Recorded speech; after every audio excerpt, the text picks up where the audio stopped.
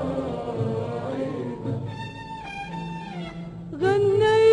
مكة أهلها صيدا والعيد يملأ أضلعي عيدا. Le Conseil a été fondé en mars 2014, suite à la décision qui a été prise lors de la clôture du Forum de la promotion de la paix dans les sociétés musulmanes tenues aux Émirats arabes unis. Le Conseil des sages musulmans a une vision claire, à savoir l'établissement des sociétés sûres qui vénèrent la science et les savants, enracinent les valeurs du dialogue, de la tolérance, du respect de l'autre. En tant que francophone de culture arabo-musulmane et française, il me semble que la France, avec ses principes humains, partage avec le Conseil des sages musulmans sa vision et l'objectif de sa mission. Le texte, c'est le texte, et ce que vous dites est juste. Après, la question, c'est comme dans toutes les religions dites du livre, certains d'entre nous ici sont catholiques, d'autres sont peut-être juifs ou protestants, mais moi je peux parler comme chrétien, c'est l'exégèse. Je veux dire, on ne peut pas s'abriter derrière Dieu pour dire qu'il ne doit pas y avoir à un moment donné, pour toute religion, une explication, une interprétation. C'est même pas sûr, car l'interprétation, c'est pas forcément l'instrumentalisation, même pour la bonne cause. C'est l'interprétation qui doit être libre, qui doit être l'œuvre de chercheurs, de religieux, de citoyens qui s'intéressent. Notre vocation n'est pas des études théologiques, bien entendu, mais puisqu'on s'occupe de géopolitique, nous sommes conduits à nous intéresser au phénomène religieux qui est devenu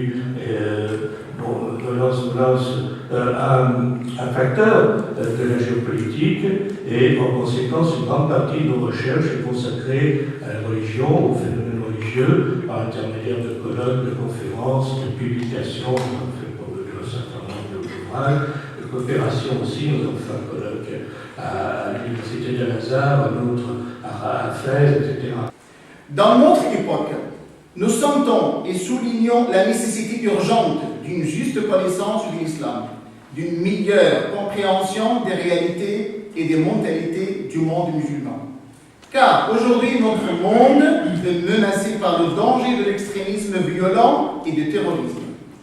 Peut-on prétendre que les groupes, les organisations et les mouvements armés qui ont vu le jour, récemment le jour, puissent parler au nom de la religion? Il y a le consensus. Justement, puisqu'il parlait de l'éducation de la masse musulmane, M. Bockel a sorti une tribune. Il parle d'un partenariat entre la France et les pays arabes humanistes.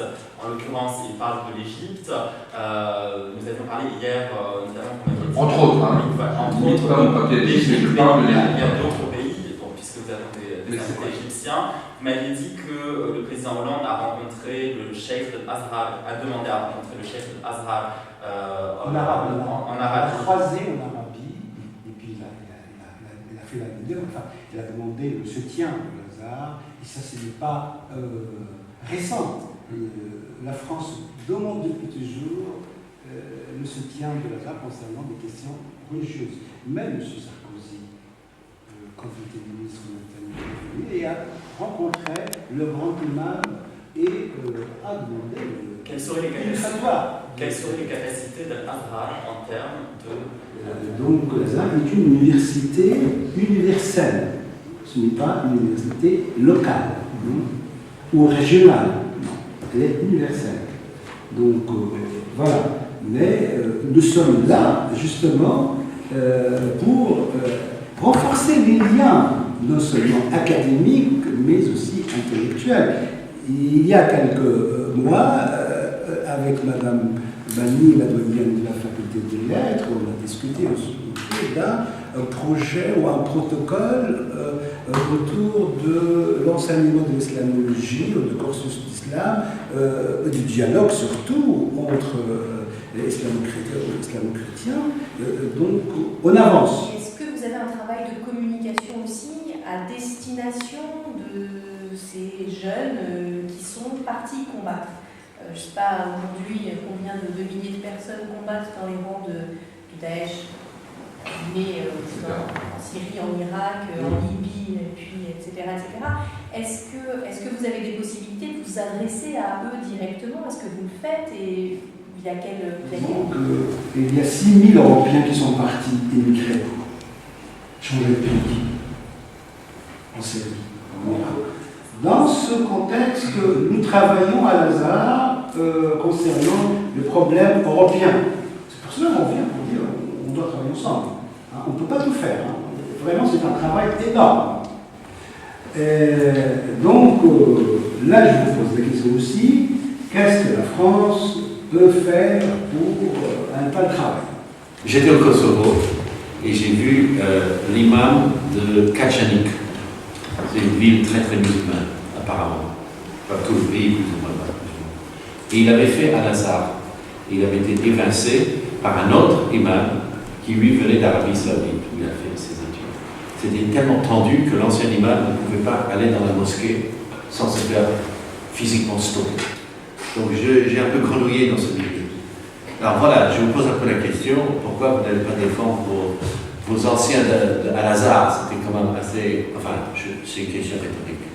Mais c'était assez extraordinaire que quelqu'un de cette qualité que l'ancien imam se soit fait évincer. Le problème essentiel, c'est l'ignorance religieuse, c'est le fanatisme religieux. Donc rien dans l'islam n'empêche les Malkites de faire la prière dans une autre mosquée hanafite, par exemple. Donc ça, c'est de l'ignorance. Hein. Ce sont des concurrences. Concernant donc, la formation des cadres religieux ici, en fait, français, nous-mêmes, l'Union des mosquées de France, nous avons expérimenté cette année l'emploi d'une vingtaine de candidats, de Français, de jeunes Français, se former à l'Institut Mohamed, c'est ce qu'il vient de dire, au Maroc, pour la formation des cadres religieux, un institut international, puisqu'il accueille pratiquement aujourd'hui 750, c'est en septembre, il y aura 1000 étudiants dans plusieurs pays africains, européens, américains.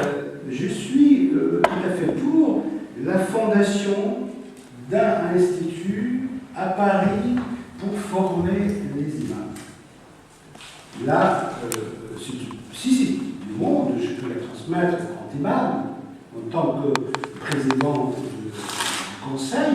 Est-ce que cette idée est acceptable en France? Qu'une fondation crée un institut de formation d'imam? Moi je réponds, mais ça n'est que mon opinion. Il peut y avoir, comment dirais-je, une action de l'État, mais à un moment donné, il faut que cette action trouve des relais. Ces relais peuvent être divers. Je parle de formation des imams. Évidemment, c'est les autorités qui le décideront, qui auront tous les éléments pour le décider, mais le principe qu'il puisse y avoir un tel institut parmi d'autres qui soit issu d'une fondation internationale n'est pas un principe à rejeter d'emblée. La deuxième chose qui m'a gêné aussi, c'est que vous n'ayez pas du tout répondu à la question de mon voisin, je ne sais pas comment, et sur la présence au sein de l'université Al-Azhar d'un enseignant qui inspire fondamentalement Daesh. Enfin, ça, ce sont de vraies questions, et je suis gêné par le fait que vous ayez évacué leur examen. Je me permets à ce stade, et comme on est à la fin de notre réunion, de dire... J'ai une troisième question. Allez-y, et ça, c'est une question. C'est l'université Al-Azhar est-elle prête à faire accepter que devienne président un jour dans des pays arabes aujourd'hui musulmans un chrétien, par exemple en Égypte? Écoutez,